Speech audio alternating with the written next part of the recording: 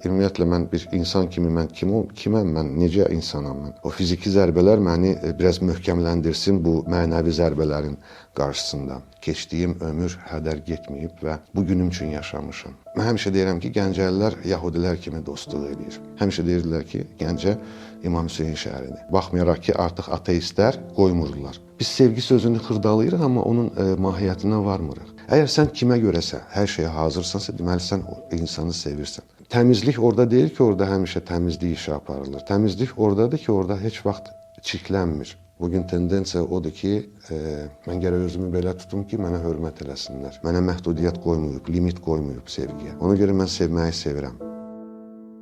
Hadakişi Firdovsi 1970-ci il iyun ayının 7-si, həftənin 7-ci günü, səhər saat 7-də, yağışlı bir səhərdə Gəncə şəhərində anadan olmuşam.